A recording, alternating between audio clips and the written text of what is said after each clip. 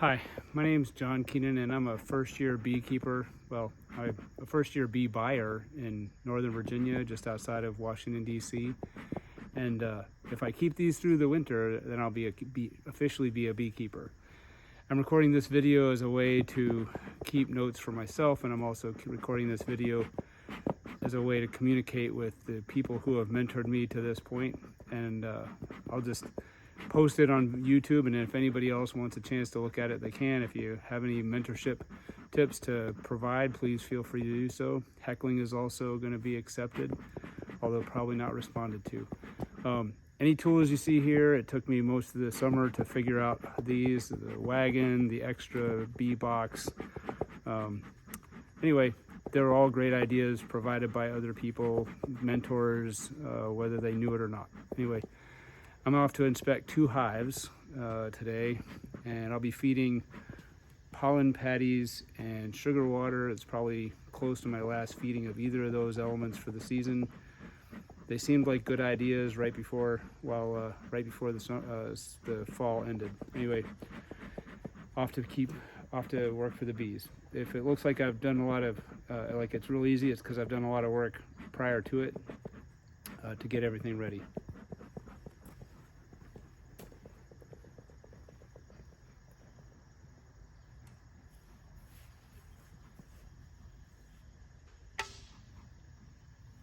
Since I've got 2 hives, I'm going to go for the smaller one first.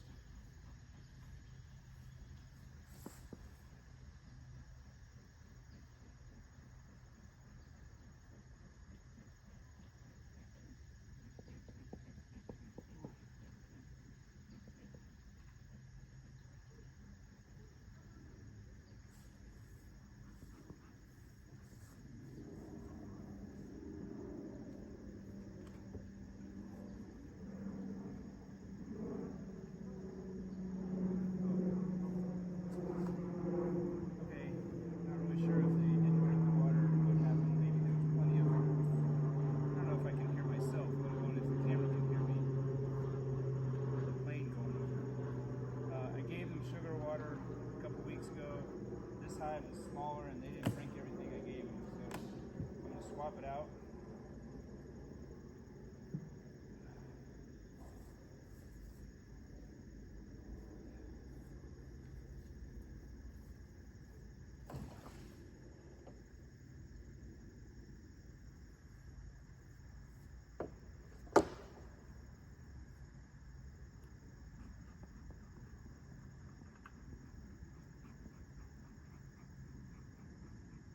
This hive had 1 deep and 2 mediums on it, and I put a queen excluder on it last week because I want them only doing honey in this top super now at this point in the season. And I'm going to inspect this just to see if they're actually doing anything with it. Mostly it looks like they've just drawn comb, so that's actually a good thing. I kind of want to shrink the hives for the season soon. And if all they do is draw comb, then I may not even leave it for them. I don't know what I'm doing, by the way. I'm just doing this for my first year. So if you have pointers and you think that's a bad idea, feel free to let me know.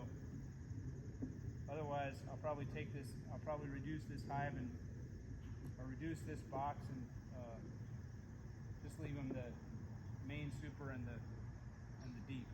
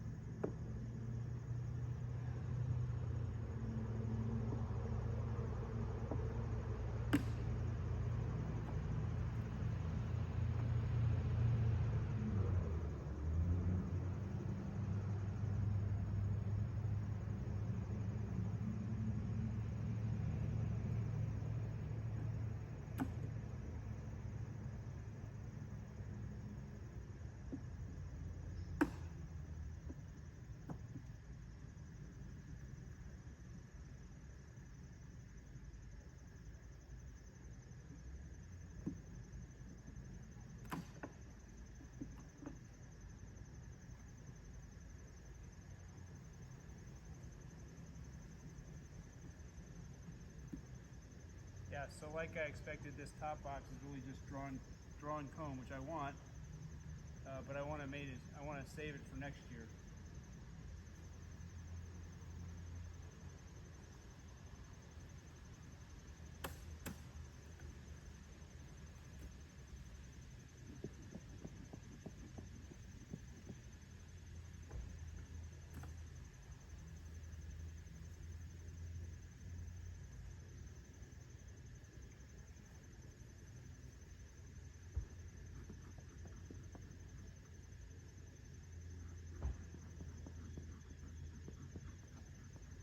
Okay, this next box down is one that I added 2 weeks ago, and I don't really expect them to do a whole lot with it. In fact, this is probably the box that I'll take out of the equation when I go to reduce the hive. I just was a little concerned that they might get too big late in the season. They seem to have a lot of brood in the hive the last time I checked, so I didn't want to not have them have space and do a late season swarm, which would have been bad. But they don't seem to be doing a whole lot on this. They haven't really built out any comb on this this frame. I mean this hive inside this hive body, which again, not entirely unexpected, but plenty of bees in here. I'm not gonna. I wanted the hive to be big enough to survive the winter, so I'm comfortable with that. I'm not gonna take all the frames out of this one just because I can see what they're doing.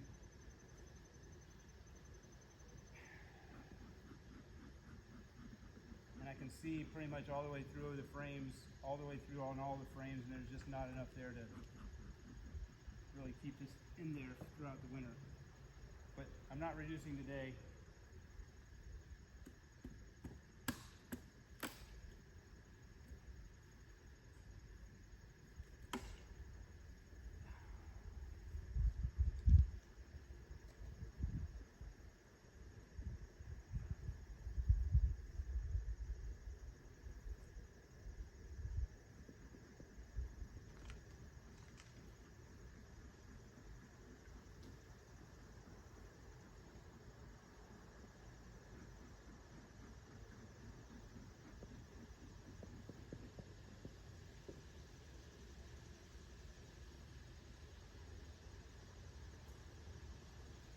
There's a lot of different bee whisperers out there who can get in a hive and not have all this stuff on, but I'm a vet. I'm a veteran, and of the Marine Corps. Some of you already know me, and if you know me, then you know that I'm a safety nut. So I don't really like to get stung, so I just go ahead and put it on. Doesn't matter if it's 90 degrees or 59 degrees. I'm okay with putting it on. I'm okay with sweating a little bit. In fact, I'm sweating right now, even though it's only like 68 degrees out here. I'd rather be hot than uncomfortable. I mean, I'd rather be hot than stung and in pain. So I like to break the bee spit up a little bit when I'm in here every time.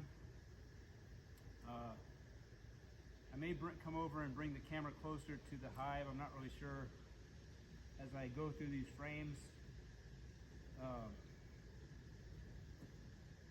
Basically, as I'm going through them and I'm loosening them up, I'm just checking to see if there's any evidence of major pests that have been in here. I haven't seen any evidence of pests yet this season, so I'm trying to hold off on treating for mites until later, or treating for hive beetles until a little bit later, just because the treatments stress the bees out. So this hive, this frame has plenty of comb, and it's got the beginnings of capped honey, but not completely filled out.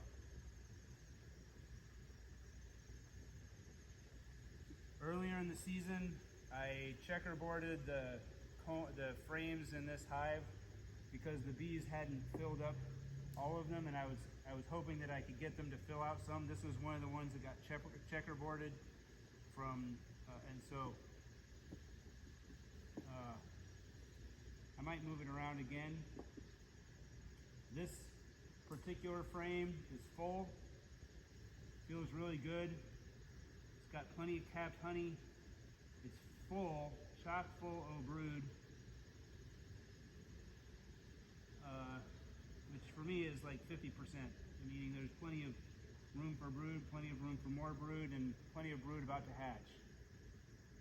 And I don't see any drone brood, which at this point in the season is good. I got capped honey on one side, and pollen and brood on the other.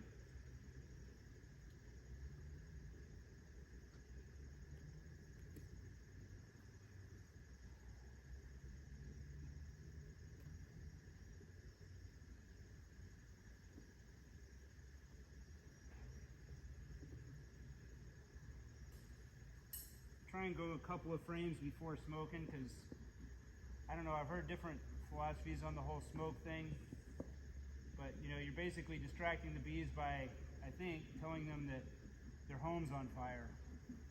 So I'm not sure how I feel about that, like morally and ethically telling a living creature that their home is on fire, but that's what's working for me, smoking quite a bit.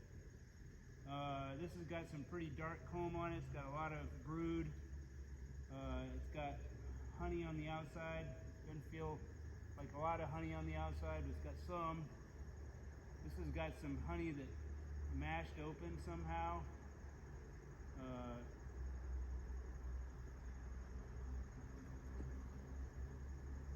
So the smoke again.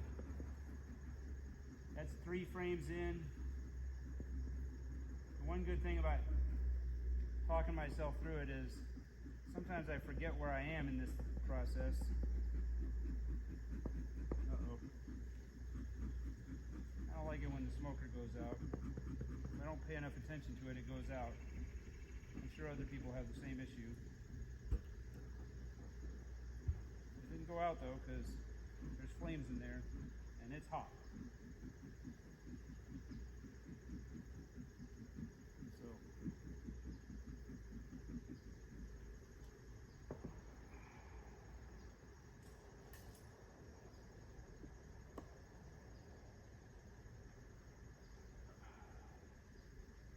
Okay, again,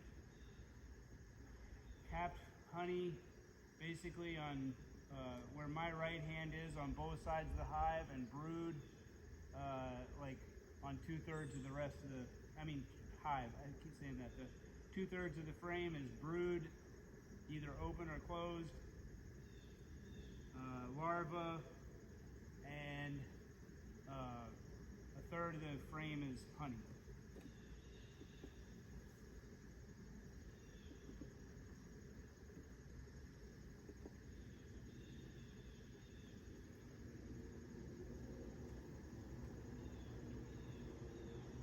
Okay, a little bit more than 1/3 of this frame is honey.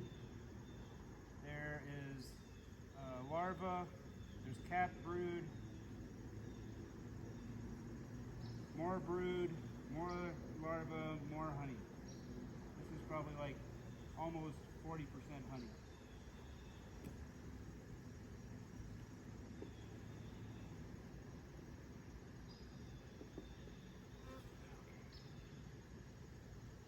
All right, this is like 50% honey, no brood, and comb. And I got a beard of bees on this guy, and this is also comb and honey.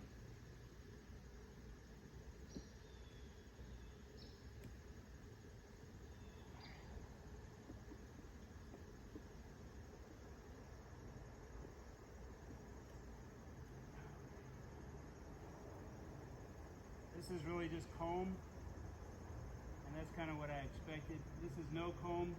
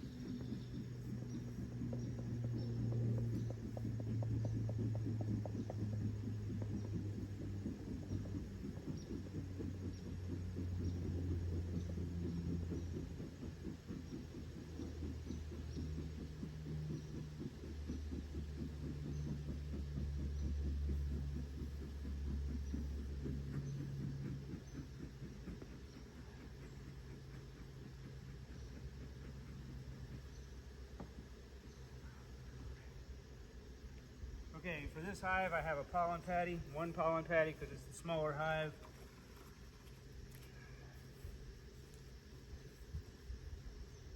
I'm putting it here on the bottom.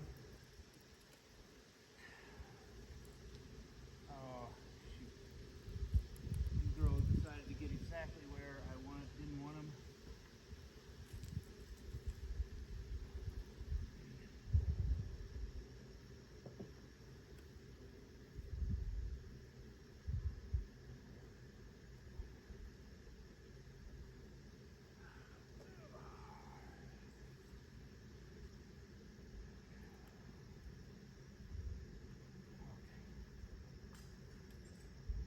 All right, now I'm going to put some feed back in here and close this hive up.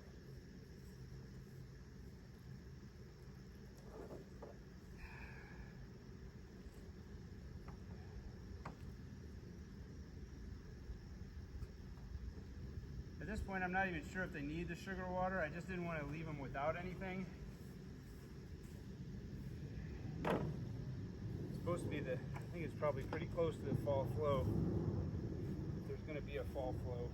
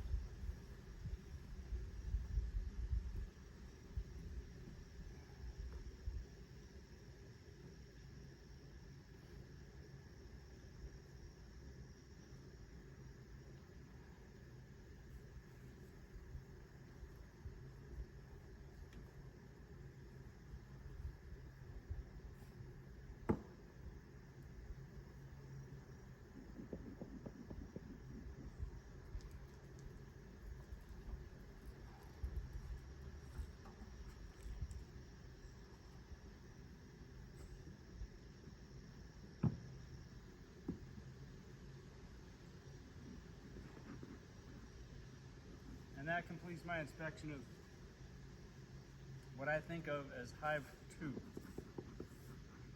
Hive 1 is my bigger, more active hive, and I usually inspect it second. It makes sense to me.